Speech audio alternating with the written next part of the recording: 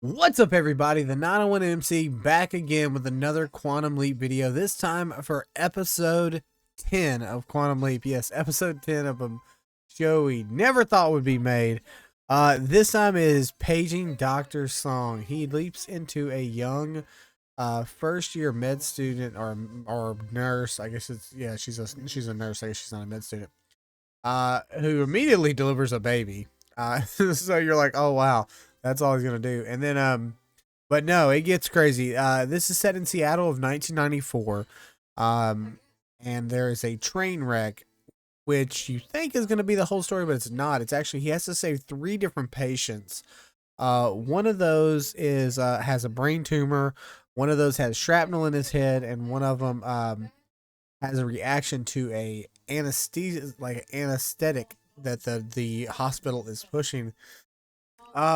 It was kind of all over the place. The episode was kind of crazy because you were like, there's 3 different people he has to save, so this should be like the hardest thing that he's had to do. But the whole thing kind of came easy. The guy with the head injury, all of the patients kind of tie into one thing, and there are a couple of actually. They're not huge actors, but they're, I recognize them. Stan Shaw, for one, I recognize him in many different things. Eugene Bird is one of the head doctors. He's been in tons of different stuff. And Tiffany Smith also, she's one of the nurses.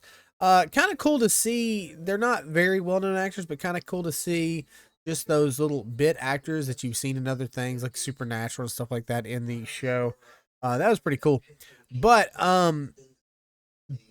one thing I picked up is Ben leaps into a young black woman, and he when he talks to one of the nurses, he was like, "What do you mean, girl?" Like he was trying to put on a thing. I was like, I don't remember him ever doing that. I don't remember him ever trying to talk like the person he leaped into, which was it was a little weird. I just wrote that down in my notes.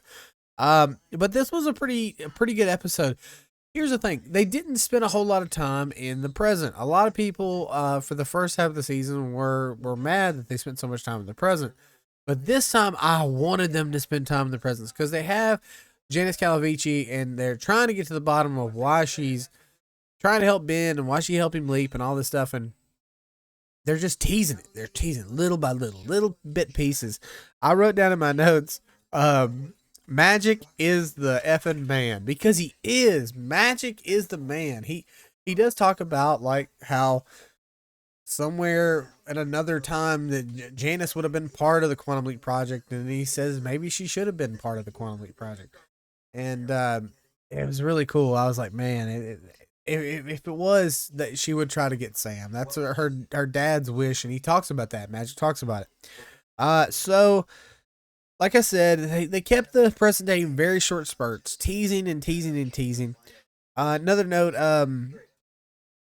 it was the one man with the shrapnel in his head. It's really easy. He saves him. He gets it out of his head by just talking to him while a nurse pulls it out. That was kind of You're like, okay, there's 3 people, but that was just really quick. He does have to tell the man that his wife's brain dead, and with that. It just goes into like a music thing, and I feel like in the original Quantum Leap, they would have actually had Sam tell him and have this emotional connection and see how hard it was for Sam. But they didn't do that here, which was just a little weird, but I mean, not a big deal, but there's just not those crazy moments. I go back and watch the original Quantum Leap, and like when he gives the lyrics to Peggy Sue, there's no like, I wish he would do something like that, Like just these little Easter eggs, like, where he, I don't know, do something and give the name of Google away or something. You know what I'm saying? Just something fun like that. But they just don't really do that so much. I feel like NBC kind of tiptoes around it. Like Sam, a black man in the South, sitting at a white only counter table. Like they'll never do that again. Like it's just, I think it's just in this day and age, and it makes you sad. But anyway, let me go back to my notes on this one. Like I said, I enjoyed the episode. One little Easter egg is that Allison smacks her hand link. I'm pretty sure she did this in another episode, but it makes a little wah sound, and I popped for really hard for that one. But like I said, Magic did say that Al wanted to find Sam, so that kind of feels like that ending that they never showed is canon, which is pretty cool. I don't know if it is or not, but it is still pretty cool. Janice says something about things have to happen in order, or there's an order to things, which are like, what the hell does that mean? Like, I think like they can't change certain things. Like, I don't know. That got me. One little small thing is I keep forgetting that I think I call her Allison. I always call her Addison. Addison is an army captain. Like, she's a badass. Like, and that's why sometimes I feel like she's not sympathetic to certain things. Like, she's kind of a hard ass, you know? And Ben is not, you know, like I said, there's completely opposites really, but that's why she was going to leak. But anyway, they did, I'm jumping all over the place. I'm just reading my notes that I took during the thing. Like I said, it was in 94. There were a couple of 90s songs, not as many as there were in like when they did Bowie and stuff like that, but it was pretty cool to hear those. There's a part where there's something emotional that happens and Ben reaches back for Addison's hand. Man, that was kind of, I don't know. It's such a weird dynamic because you had Al and Sam as like these best friends, and now you have this couple. And it was, I liked it. I did like the little touch. He tried to reach back for her hand. And of course, she's just a hologram. But the biggest thing to come out of this episode, and this is a longer video than we normally do on these reviews, is Janice tells Addison that stop helping Ben. Stop telling him stuff. Don't let him tell you anything. Because she said, once the word gets out that there's a quantum accelerator or something like that, she said something like that. She goes, then everybody will hear.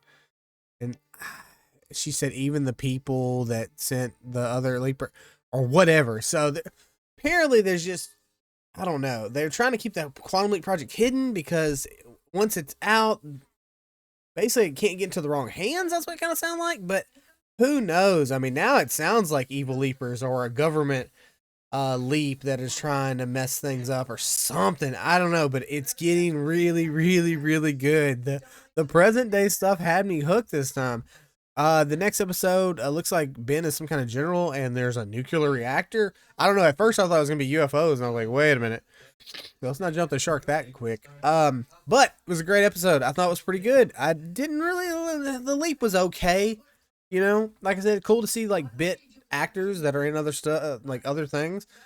But I'm still hooked in the show. They're still hooking me. It's a slow burn, guys. But it's starting to get real tricky. So let's see what happens. But tell me what you think of this episode. It was really good. The present day stuff is really intriguing because it's got to lead to Sam. God damn it, it's got to lead to Sam. In my best fucking Sam Winchester voice. Sammy, we need Sam. Anyway, guys, tell me what you thought about this episode. If you liked it, if you didn't like it, let me know. Give a thumbs up on the video. Subscribe if you haven't subscribed. We're gonna be doing another series pretty soon, and if you guys know a series that's about to start, you know which one it is. Y'all come on back for more Quantum Leap episodes and more movie reviews and all this other good stuff. Appreciate you watching. Comment, like, share, subscribe. See you next time. Bye.